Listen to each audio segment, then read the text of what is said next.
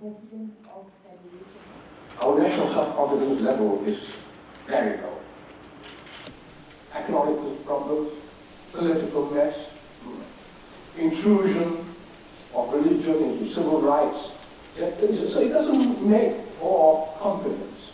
And therefore there is a tendency to look at things negatively and to look at them politically and not to look at them objectively.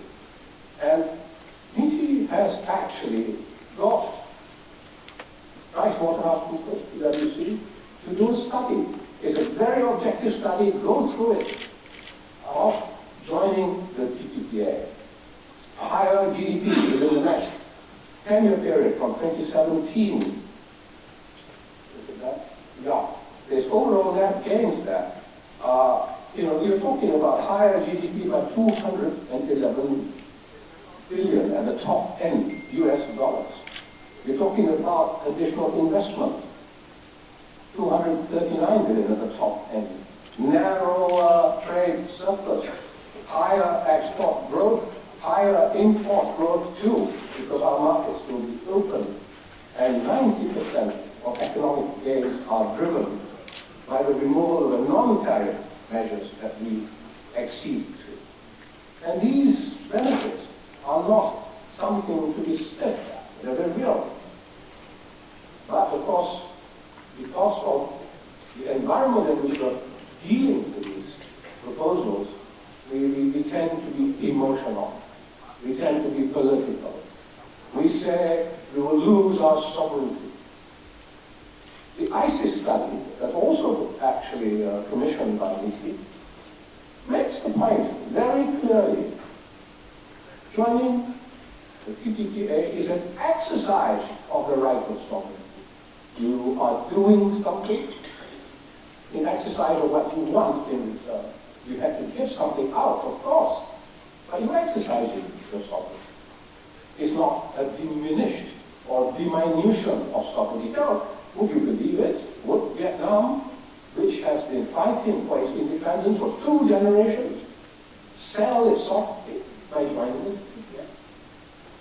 Or would Singapore, is so jealous of its sovereignty since its departure from Malaysia in 1965, give away its sovereignty? Look at the details instead, and look at the problems that exist in the TPPA, which can cause us discomfort and damage. And there are such problems, no doubt about it. I mean, there are problems with the ISDS, and I think when we have problems such as this, fears what can happen, we should, especially public intellectuals, since politicians are so politicized, since they are not able to get the kind of leadership to analyze the problems that we are facing in an objective manner, it is incumbent upon public intellectuals from the business sector, the non-government sector, to take the lead into addressing issues and fears that we still have about TPPA. And I would propose, insofar as ISDS is concerned, I know Munir has been writing a lot about the problems of ISDS. The thing is, okay, let's sit down, focus on those problems, extrapolate them, simulate issues that can arise, see how we can face up to the challenges that may come, the threats that we think may exist. We can do it, prepare ourselves. And this is one of Malaysia's weakest points. We are very general, we make great big statements, but we don't do details. We don't prepare ourselves properly. That's how we lost Muamalat, for example. This kind of approach must change. Must change. Therefore, I would like to end by saying, be positive. Look at the good offering.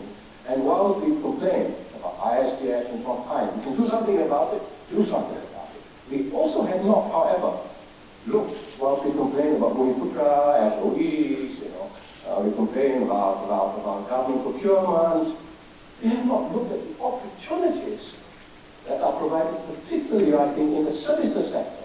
I think we should spend some time also looking at the plus side, especially services sectors, right? We talk about our economy moving upscale, doing more services industry, services opportunities in the various chapters of the TPPA are abundant, but we have not looked at it. So I would suggest, in conclusion, instead of, ranting and raving about this, that, and the other, put our heads down, have public intellectuals lead a process of identifying the problems, particularly IFDS, and simulating issues that may arise, and have them identify the opportunities, particularly in services and financial services, we have not really addressed. And this can happen in the very first quarter of this year. And this should be focused, and we have a small caucus to do it, and they invite experts to come and come up with actually implementable things that can be done.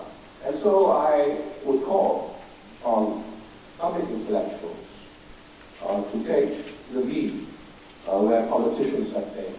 Thank you very much.